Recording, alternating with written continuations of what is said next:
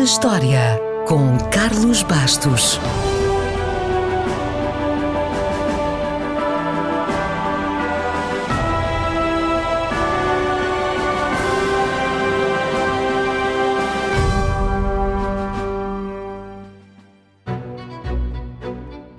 Durante muito tempo chamaram-lhe papel moeda. Nós chamamos-lhe simplesmente notas. Hoje já ninguém se estranha. Aliás, qualquer dia desaparecem e passamos a usar só dinheiro eletrónico, mas nem sempre foi assim. Houve um tempo em que as moedas reinavam e as notas eram coisas muito esquisitas que não inspiravam confiança nenhuma. As notas de papel foram usadas pela primeira vez pelos chineses 6 séculos depois de Cristo, durante a dinastia Tang. Era uma espécie de cheques, principalmente notas de crédito ou notas de câmbio, que foram usadas durante muitos anos. Só que, muito antes do resto do mundo ouvir falar delas, a China passou por uma crise financeira, porque a produção de notas de papel cresceu sem controle. As notas perderam o valor e isso fez disparar a inflação. Como resultado, a China eliminou totalmente o papel moeda em 1455 e só o voltaria a usar centenas de anos depois. Felizmente, a meio deste percurso, no século XIII, Marco Polo passou pela China e os seus registros contêm as primeiras descrições ocidentais do papel moeda.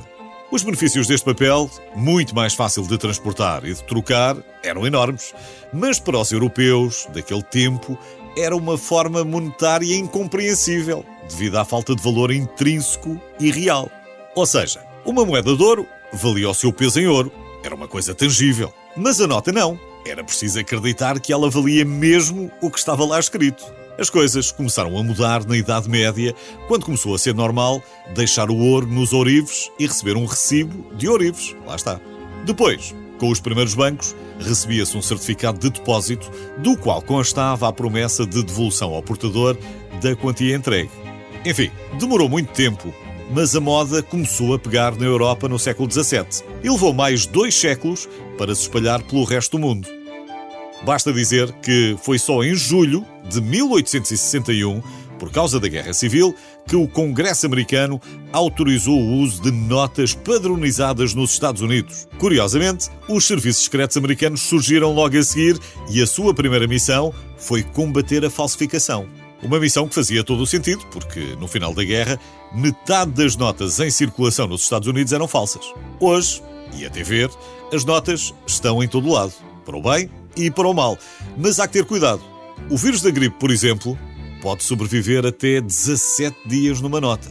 E olhe que as notas podem esconder muita coisa. Estima-se que mais de 50% tenha vestígios de cocaína. E já que falamos de droga, houve uma altura em que Pablo Escobar gastava mais de $2.500 por mês só em elásticos para fazer maços de notas. Sim, saber o que fazer a muitas notas pode ser um problema. Os alemães também tiveram esse problema depois da Primeira Guerra Mundial. Com o final do conflito, a hiperinflação causou enormes estragos na moeda alemã, fazendo com que perdesse quase todo o seu valor. Mas, pragmáticos como são, os alemães pensaram, e bem, que nada podia ser desperdiçado.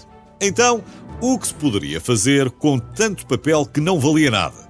Bem, podiam utilizá-lo como isolamento e, como não havia dinheiro para papel de parede, as notas tornaram-se papel de parede. Já sabe que qualquer dia vão deixar de existir, até no monopólio, que já aderiu ao multibanco, mas, enquanto isso não acontece, fique só com esta. Por enquanto, os fabricantes do monopólio imprimem mais notas num ano do que a esmagadora maioria dos países.